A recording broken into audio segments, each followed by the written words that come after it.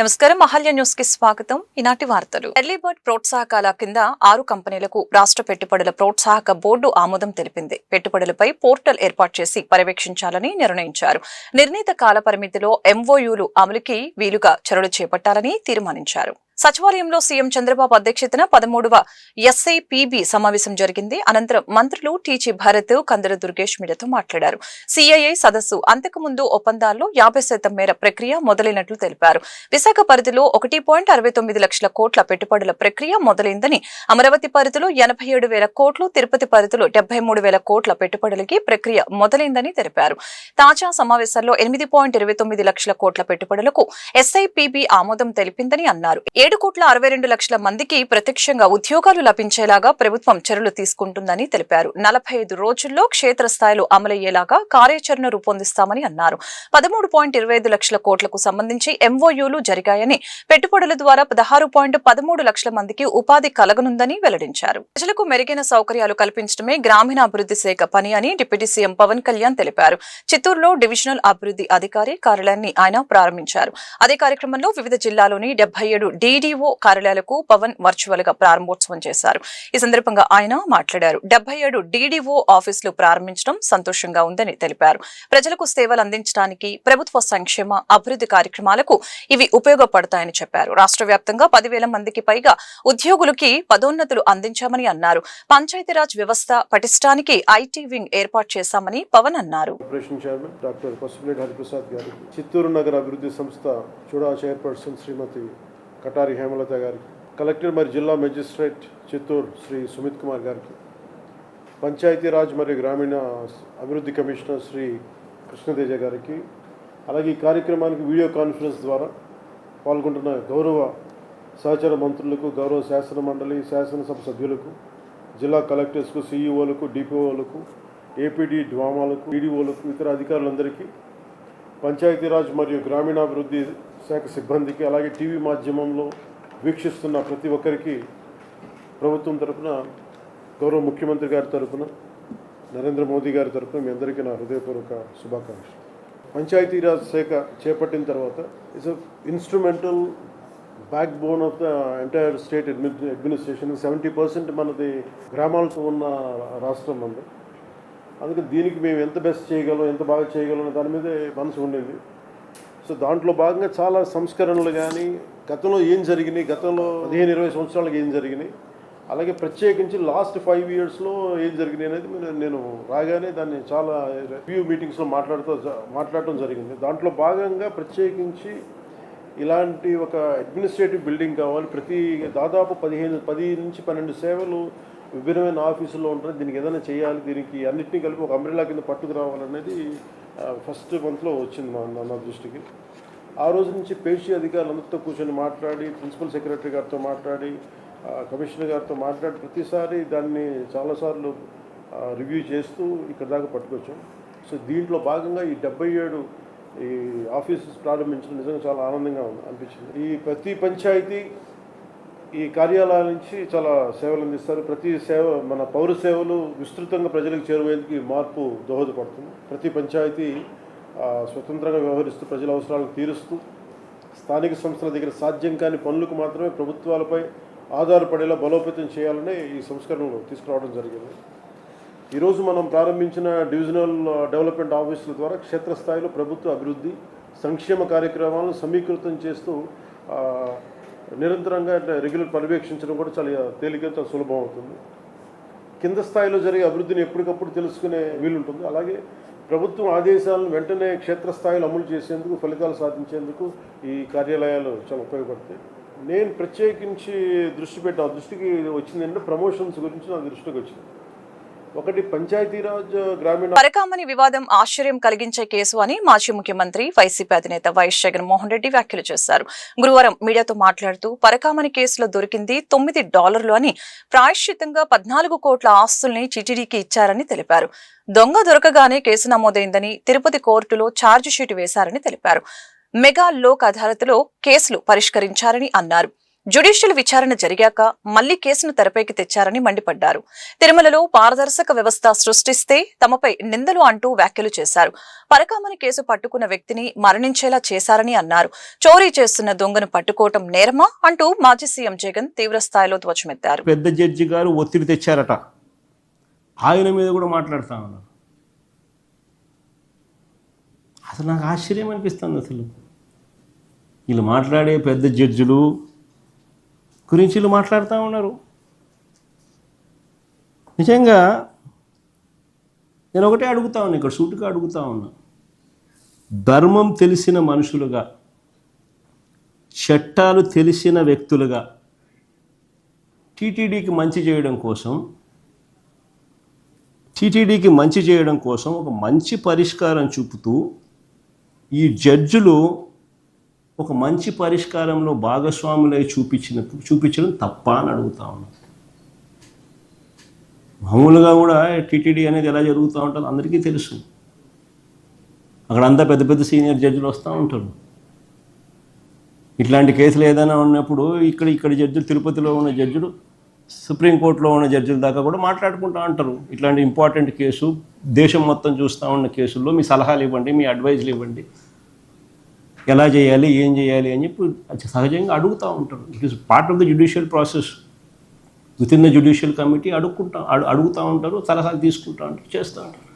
ఏ తప్పు జరగలేదు కాబట్టి, ఏ తప్పు చేయలేదు కాబట్టి సలహాలు తీసుకున్నది ఇంప్లిమెంట్ చేసినారేమో.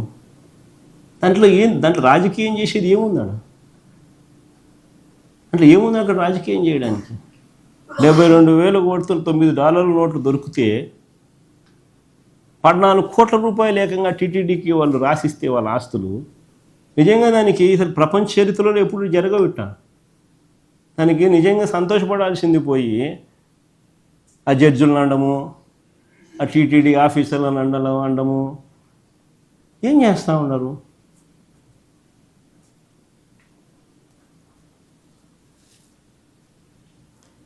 అంతమంది న్యాయ నిపుణులు ఇన్వాల్వ్ అయ్యి దేవుడి ఆలయానికి మంచి చేయడం కోసమే కదా వాళ్ళంతా ఇన్వాల్వ్ అయింది. ఎవరి స్వార్థం ఉంది దాంట్లో? ఏం స్వార్థం ఉంది దాంట్లో? అందరూ ఇన్వాల్వ్ అయింది. ఎందుకు ఇన్వాల్వ్ అయినారు? అధికారులు కానీ, ఆ జడ్జిలు కానీ, ఇంకోరు కానీ ఇచ్చింది కానీ ఒక జ్యుడిషియల్ ప్రాసెస్ ఫాలో అయింది. నిజంగానే ఆస్తులు టీటీడీకి వచ్చినాయి. జగన్ హయాంలో ప్రజా సమస్యని పరిష్కరించకుండా గాలికి వదిలివేశారని హోంమంత్రి అనిత మండిపడ్డారు. ధాన్యం అమ్మిన రైతులకి 24 గంటల్లోగా డబ్బులు జమ చేస్తున్న ఘనత కూటమి ప్రభుత్వానికి దక్కుతుందని చెప్పుకొచ్చారు. వైసీపీ అధినేత వైఎస్ జగన్మోహన్ రెడ్డిపై ఆంధ్రప్రదేశ్ రాష్ట్ర హోంమంత్రి వంగలపూడి అనిత తీవ్ర ఆగ్రహం వ్యక్తం చేశారు. పదవి పోయిన తర్వాత జగన్ ఎన్ని రోజులు ఆంధ్రాలో ఉన్నారో చెబితే వారి ప్రశ్నలకు సమాధానం చెప్తామని పేర్కొన్నారు. గురువారం విజయనగరంలో హోంమంత్రి అనిత పర్యటించారు. ఈ సందర్భంగా పలు కార్యక్రమాల్లో పాల్గొన్నారు. అనంతరం మీడియాతో మాట్లాడారు. హోంమంత్రి అనిత జగన్ హయాంలో ప్రజా సమస్యల్ని పరిష్కరించకుండా గాలికి వదిలివేశారని మండిపడ్డారు.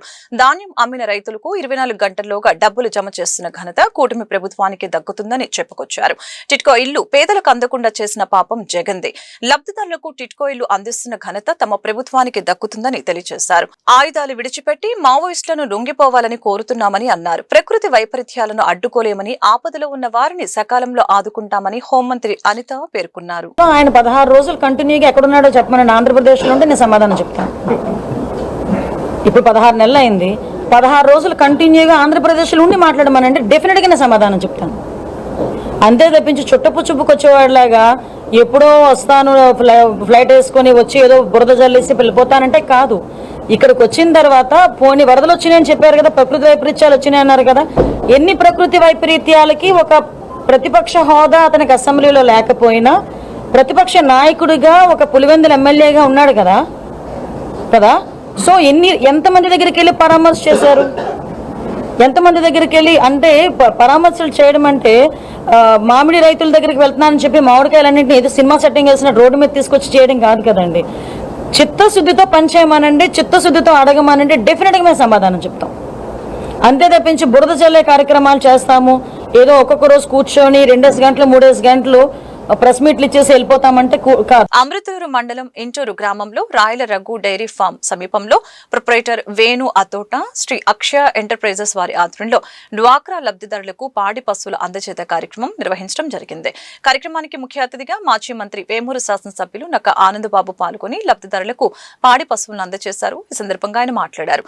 ప్రభుత్వ పథకాల ద్వారా స్వయం ఉపాధి అవకాశాలు పెంపొందించడం ద్వారానే గ్రామీణ మహిళల ఆర్థిక స్థిరత్వం సాధ్యపడుతుందని చెప్పారు. డ్వాక్రా లబ్ధిదారులు ఈ అవకాశాన్ని సమర్థవంతంగా వినియోగించుకోవాలని తెలిపారు. కార్యక్రమంలో వేమూరు నియోజకవర్గం మరియు అమృతలూరు మండల కూటమి నాయకులు, కార్యకర్తలు, ప్రభుత్వ అధికారులు పాల్గొన్నారు.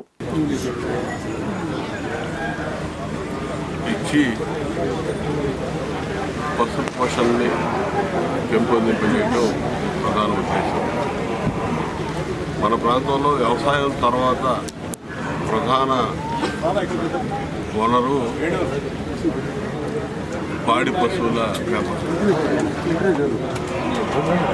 మన ప్రాంతమే కాదు, రాష్ట్రం అంతా కూడా యానిమల్ హస్బెండరీకి సంబంధించి ఈ పాడి గేదెలు పెంపకం ద్వారా ఆర్థికంగా స్థిరత్వం సాధించుకోవడం ఎక్కువగా ఉంటుంది. ముఖ్యంగా మహిళలు ఎంతో బాధ్యతగా ఈ కార్యక్రమాన్ని చేస్తూ ఉంటారు. వారి మీద ఒక నమ్మకం, విశ్వాసంతో చంద్రబాబు నాయుడు గారు మహిళల్ని ప్రతి అంశాలను ప్రోత్సహించే విధానంలో ఇది కూడా ఒక భాగం. ఆర్థిక స్వావలంబన కలిగించడానికి, ఆర్థిక వెసులుబాటు జాగ్రత్తగా ముందుకు తీసుకెళ్ళడానికి మహిళలు ఎంతో ముందు చూపుతూ ఉంటారు. కాబట్టి వారిని సంపాదించుకునే అవకాశం వారికి కలిగించాలనే ఉద్దేశంలో చేసేటటువంటి స్కీమ్ని మన నియోజకవర్గంలో ఉన్నటువంటి డ్వాక్రా మహిళలందరూ ఎక్కువ మంది ఈ స్కీమ్ని వినియోగించుకోండి. ఎంతమందికైనా సరే ఇవ్వడానికి అన్ని మండలాలు 5 మండలాల్లో రిలీజ్ చేయడానికి సిద్ధంగా ఉన్నాం. ప్రస్తుతం ఇంటూరు కేంద్రంగా ఈరోజు 30 మందికి లబ్ధిదారులకి ఈ గేదెల పంపిణీ, పాడి గేదెల పంపిణీ. గుంటూరు నగరంలోని పొన్నూరు రోడ్లో గల అంజుమన్ ఈ ఇస్లామియా స్కూల్లో సైన్స్ ఎగ్జిబిషన్ ని తూర్పు నియోజకవర్గం ఎమ్మెల్యే మహమ్మద్ నజీర్ ప్రారంభించారు. సైన్స్ ఎగ్జిబిషన్ లో విద్యార్థులు ఏర్పాటు చేసిన స్టాల్స్ ని ఎమ్మెల్యే పరిశీలించి వాటి పనితీరును విద్యార్థుల్ని అడిగి తెలుసుకున్నారు. అనంతరం ఎమ్మెల్యే మీడియాతో మాట్లాడారు. ఇలాంటి ఎగ్జిబిషన్లు విద్యార్థుల్లో ఉన్న నైపుణ్యాన్ని వెలికితీస్తాయని చెప్పారు. చదువుతో పాటు వ్యక్తిగత నైపుణ్యం కూడా అవసరమని తెలియజేశారు. కార్పొరేట్ విద్యా సంస్థలకి ధీటుగా అంజుమన్ ఈ ఇస్లామియా స్కూల్లో ఉపాధ్యాయులు ఓర్పుతో, నేర్పుతో పిల్లలకి సైన్స్ యొక్క అవసరాన్ని, దాని ప్రాముఖ్యతను తెలియజేసే విధంగా విద్యార్థుల చేత సైన్స్ ఎగ్జిబిషన్ ఏర్పాటు చేయడం గొప్ప విషయమని తెలియజేశారు. ఇలాంటి మంచి సైన్స్ ఎగ్జిబిషన్ ఏర్పాటు చేసిన అంజుమన్ ఈ ఇస్లామియా స్కూల్ ఉపాధ్యాయులకు ధన్యవాదాలు తెలుపుతున్నానని అన్నారు. గుంటూరు నగరంలో అంజుమన్ ఇస్లామియా పాఠశాలలో దాదాపు 800 మంది పిల్లలు చదువుతూ ఉన్నారు. ఒక ప్రైవేట్ కార్పొరేట్ స్కూల్కి ధీటుగా ఇక్కడ ఉన్నటువంటి ఉపాధ్యాయులు ఎంతో ఓర్పుతో, నేర్పుతో పిల్లల్లో సైన్స్ యొక్క అవసరాన్ని, దాని ప్రాముఖ్యతని తెలియజేసేటువంటి విధంగా, అంతేకాకుండా ఈరోజు ముఖ్యంగా గ్లోబల్ వార్మింగ్ దగ్గర నుండి ఏదైతే గ్రీన్ ఎనర్జీ దగ్గర నుండి పొల్యూషన్ కంట్రోల్ వరకు అన్ని విషయాలను కూడా కవర్ చేస్తూ ఒక మంచి ఆలోచనను కలిగించేటువంటి విధంగా ఈరోజు సైన్స్ ఫెయిర్ని ఏర్పాటు చేయడం చాలా సంతోషం. ఎందుకంటే ముఖ్యంగా పేద సామాన్య ప్రజల్ని చదువుకునేటువంటి పాఠశాలలో, పిల్లలు చదువుకునేటువంటి పాఠశాలలో ప్రతి ఒక్కరు కూడా చదువుతో పాటు అనేక విషయాల మీద అవగాహన కలిగించాలనేటువంటి ఒక మంచి సంకల్పంతో ఈ పాఠశాలలో చదివిస్తున్నటువంటి ఉపాధ్యాయులు ఎంతో గొప్పగా ఈ సైన్స్ ఎగ్జిబిషన్ నిర్వహించడం యాజ్ ఏ కమిటీ అధ్యక్షుడిగా, స్థానిక శాసనసభ్యుడిగా నేను ఎంతో సంతోషపడతా ఉన్నాను. తప్పకుండా ఇటువంటి మంచి కార్యక్రమాలు తీసుకొని, అది చిన్న పాఠశాలైనా పెద్ద పాఠశాలైనా, తప్పకుండా పిల్లల్లో ఉన్నటువంటి నైపుణ్యతను, వాళ్ళు ఉన్నటువంటి సృజనాత్మకతను వెలికి తీసేటువంటి కార్యక్రమాన్ని చేయడం చాలా సంతోషం. తప్పకుండా ఇటువంటి కార్యక్రమాలు ఏ పాఠశాల తీసుకున్నా మా వంతు సహాయ సహకారాలు తప్పకుండా అందిస్తానని చెప్పి కూడా ఈ సందర్భంగా తెలియజేస్తూ ఈ కార్యక్రమాన్ని ఇంత గొప్పగా ఏర్పాటు చేసినటువంటి కాలేజ్ స్కూల్ ఉపాధ్యాయులందరికీ కూడా పేరు పేరున ధన్యవాదాలు తెలుపుతాను. మెగా పేరెంట్స్ టీచర్స్ మీటింగ్ జిల్లాలో అన్ని యాజమాన్య పాఠశాలలు కళాశాలలో శుక్రవారం పెద్ద ఎత్తున నిర్వహించడం జరుగుతుందని జిల్లా కలెక్టర్ తమీం అన్సారియా తెలిపారు. మెగా పీటీఎంపై జిల్లా కలెక్టర్ కార్యాలయంలో గురువారం మీడియా ప్రతినిధులతో మాట్లాడారు. ప్రతి పాఠశాలలో పండుగ వాతావరణంలో తల్లిదండ్రులతో సమావేశం జరుగుతుందని తెలిపారు. మెగా పీటీఎం 3.0ను ఉదయం 9 గంటల నుండి మధ్యాహ్నం 1 గంట వరకు జరుగుతుందని అన్నారు. ఈ కార్యక్రమంలో తల్లిదండ్రులు ఇద్దరూ పాల్గొనాలని కోరారు. పాఠశాల యాజమాన్య కమిటీ సభ్యులు, పూర్వ విద్యార్థులు, దాతలు, ఇతర ప్రజాప్రతినిధులు, శాసన మండలి సభ్యులు, శాసన సభ్యులు అందరూ పాల్గొంటారని తెలిపారు. ప్రతి పాఠశాలలో చేపడుతున్న కార్యక్రమాలు, ఉపాధ్యాయులు ప్రగతి నివేదన పత్రంను తల్లిదండ్రులకి ఇచ్చి విద్యార్థి ప్రగతిని వివరిస్తారని, ప్రభుత్వం కొత్తగా ప్రవేశపెట్టిన అసైన్మెంట్ పుస్తకాలలో నిర్మాణాత్మక, సంగ్రహణాత్మక పరీక్షల పుస్తకాల్ని తల్లిదండ్రులకి పరిశీలన నిమిత్తం ఇవ్వటం జరుగుతుందని వివరించారు. విద్యార్థుల మార్కుల్ని తల్లిదండ్రులు వారి మొబైల్లో లీప్ యాప్ ద్వారా ఎలా చూడవచ్చునో తెలియజేస్తారని అన్నారు. ఈ సమావేశంలో 20 సూత్రాల కార్యక్రమాల అమలు chairman Lanka Dinakar, joint collector Ashutosh Srivastava, జిల్లా రెవెన్యూ అధికారి ఎన్ఎస్కే కాజావలి పాల్గొన్నారు. జిల్లా ప్రజలందరికీ కూడా నమస్కారం. మీ అందరికీ కూడా తెలుసు, రేపు రాష్ట్ర వ్యాప్తంగా మెగా పీటీఎం అన్ని గవర్నమెంట్, రెసిడెన్షియల్, మున్సిపల్, జిల్లా పరిషత్, ఎయిడెడ్ స్కూల్స్లో జరగబోతుంది. మన గుంటూరు జిల్లాలో కూడా 1049 స్కూల్స్లో, అదేవిధంగా జూనియర్ కాలేజెస్లో కూడా రేపు జరగబోతుంది. సో దీనికి మీరు అందరూ కూడా మదర్స్ మాత్రమే కాకుండా ఫాదర్స్ కూడా ఈ మీటింగ్కి రావాలి తప్పకుండా. Program mega PTM program morning 9 o'clock నుంచి ఆఫ్టర్నూన్ 1 o'clock దాకా ఉంటుంది. సో ఫస్ట్ 2 hours 9 నుంచి 11 o'clock దాకా 1-to-1 టీచర్ పేరెంట్స్తో మాట్లాడతారు. అప్పుడు holistic progress card, HPC cards, ఆ స్టూడెంట్ యొక్క ప్రోగ్రెస్ గురించి వారు తల్లిదండ్రులకు చెప్పడం జరుగుతుంది. అదేవిధంగా ఇప్పుడు ప్రైమరీ స్కూల్ పిల్లలకు ఫౌండేషనల్ లిటరసీ అండ్ న్యూమరసీ దాని మీద ఒక బేస్ లైన్ సర్వే కూడా చేయడం జరుగుతుంది. పిల్లలు యొక్క రీడింగ్, రైటింగ్ స్కిల్స్, ముఖ్యంగా ఇంగ్లీష్, తెలుగు అండ్ మ్యాథ్స్లో వారి స్కిల్స్ ఎలా ఉంది అని టెస్ట్ చేయడం కూడా జరుగుతుంది. దాని యొక్క ప్రోగ్రెస్ కూడా పేరెంట్స్కు చెప్పడం జరుగుతున్నది. ఇవి అన్నీ కూడా రేపు మార్నింగ్ 9 నుంచి 11 o'clock దాకా జరుగుతుంది. దెన్ 11 నుంచి 1 o'clock దాకా అక్కడ ఉన్న students, parents, SMC committee chairman అందరూ కూడా రేపు జరగబోతున్న ప్రోగ్రాంలో వారు మాట్లాడుతారు. ఆ స్కూల్ యొక్క ప్రోగ్రెస్ గురించి స్కూల్ హెచ్ఎంస్ కూడా అక్కడ ప్రోగ్రెస్ రిపోర్ట్ కూడా ఇస్తారు. ఇది ఒక మెగా ఈవెంట్. దీన్ని విజయవంతం చేయడానికి అందరు బోత్ పేరెంట్స్, లాస్ట్ మీటింగ్లో చూస్తే ఎక్కువ మంది మదర్స్ వచ్చారు, ఈసారి ఫాదర్స్ కూడా రావాలి, ఇద్దరు కూడా కలిసి రావాలి. బికాస్ మీ స్టూడెంట్స్ యొక్క భవిష్యత్తు కోసం ప్రభుత్వం ఇన్ని ఎఫర్ట్స్ తీసుకుంటున్నారు. మీరు కూడా మీ స్టూడెంట్స్ గురించి, మీ పిల్లల గురించి తెలుసుకోవడానికి, వారు ఎలా చదువుతున్నారు, స్కూల్లో ఎలా ఉన్నారు అని తెలుసుకోవడానికి మీరు అందరూ కూడా తప్పకుండా రేపు రావాలి. మన జిల్లాలో అన్ని గవర్నమెంట్ స్కూల్స్లో ఈ ప్రోగ్రామ్ని విజయవంతం చేయాలి. ఇక్కడ ప్రజాప్రతినిధులు కూడా అన్ని స్కూల్స్కు వారు అటెండ్ అవుతున్నారు. అదేవిధంగా అందరూ ఆఫీసర్స్ కూడా మీ పిల్లల కోసం వస్తున్నారు. మీరందరూ కూడా తప్పకుండా రావాలి. యువతను నిర్వీర్యం చేస్తూ నేర సంస్కృతిని ప్రేరేపిస్తున్న గంజాయి మత్తు పదార్థాల కట్టడిలో ప్రభుత్వం పూర్తిగా విఫలమైందని ఏఏవైఎఫ్ జిల్లా ప్రధాన కార్యదర్శి షేక్ వలీ ఆరోపించారు. గంజాయి సమస్యను ప్రశ్నించిన సిపిఎం నేత పెంచలయ్యను అధికార పార్టీ హత్య చేసిందని విమర్శించారు. అడవుల్లో ఉన్న మావోయిస్టులపై ఉక్కుపాదం మోపుతున్న ప్రభుత్వం గంజాయి సాగు చేసేవారిని పట్టుకోలేకపోతుందని ఎద్దేవా చేశారు. గుంటూరులో ఆయన మీడియాతో మాట్లాడుతూ ఎన్నికల వాగ్దానం మేరకు జాబ్ క్యాలెండర్ విడుదల చేయాలని డిమాండ్ చేశారు.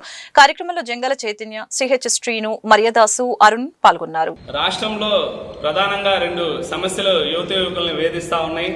అందులో ప్రధానంగా గంజాయి.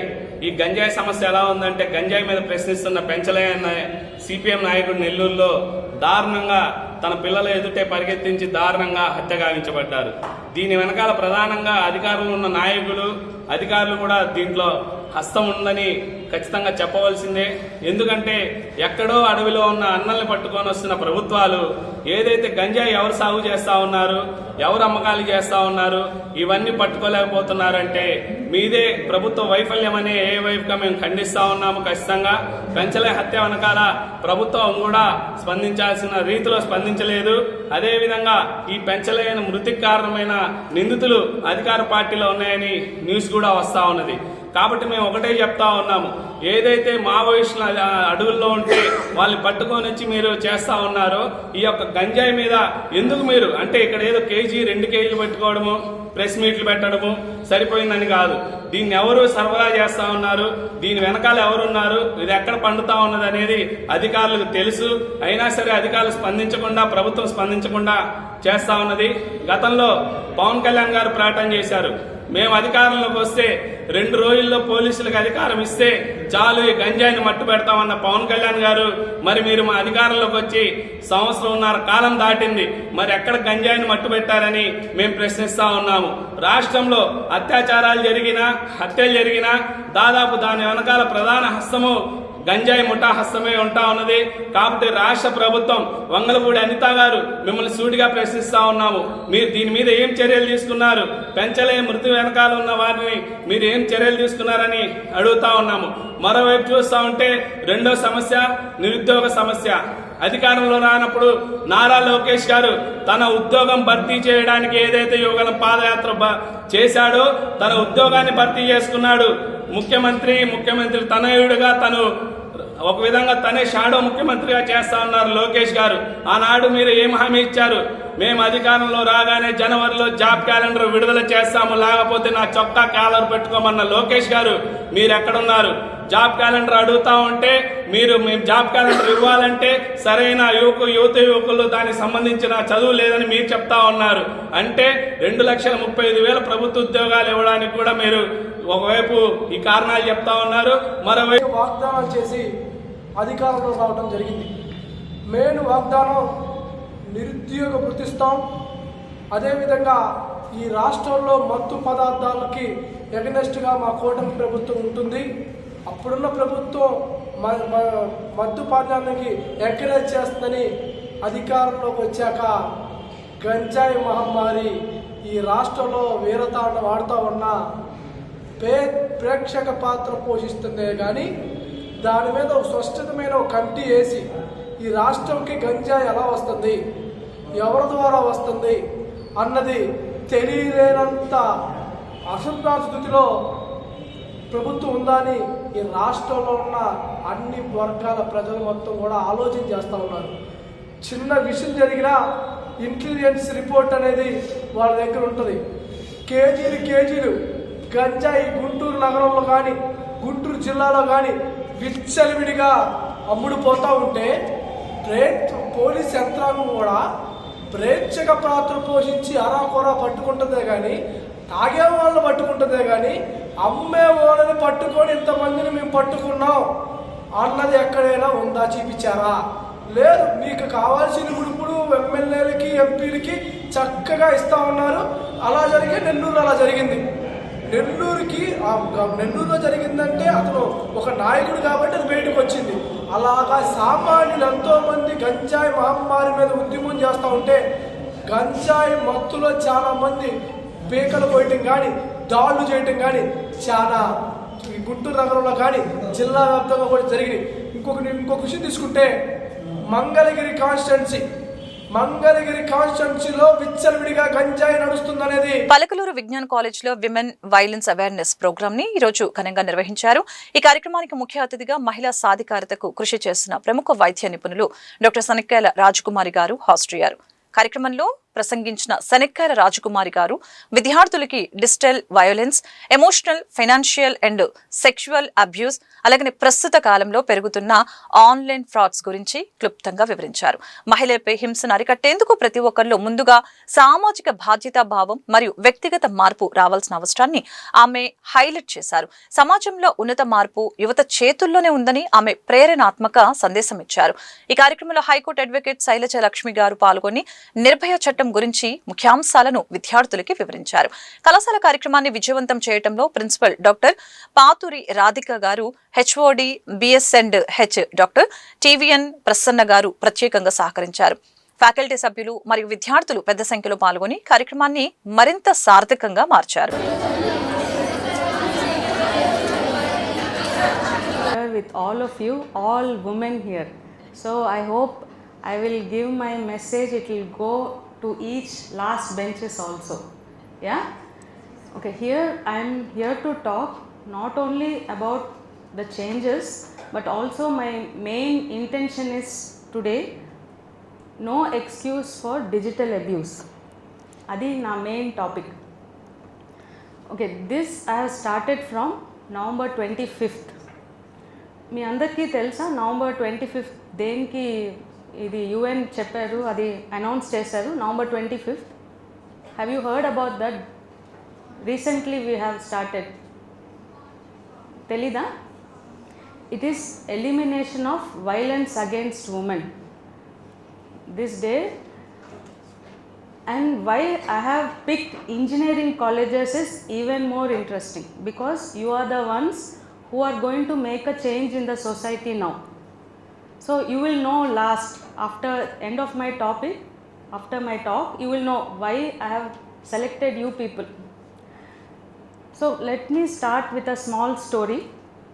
In 1950, ante almost n years back, there were 3 sisters in a place called Dominican Republic. అక్కడ ఒక డిక్టేటర్ అని ఆయన పేరు రఫేల్ అని ఒక డిక్టేటర్ ఉండేవారు. He was killing women, killing people, silencing people if anyone were talking about injustice. అంటే women were treated as objects.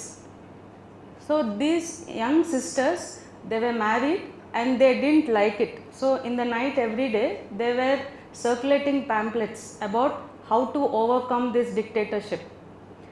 అప్పుడు ఒక 1950 November 25th they went to meet their husbands who were in prison, and while they were coming back they were beaten, strangulated, and their dead bodies were put in a jeep, pushed in from the mountain and showed like it was an accident.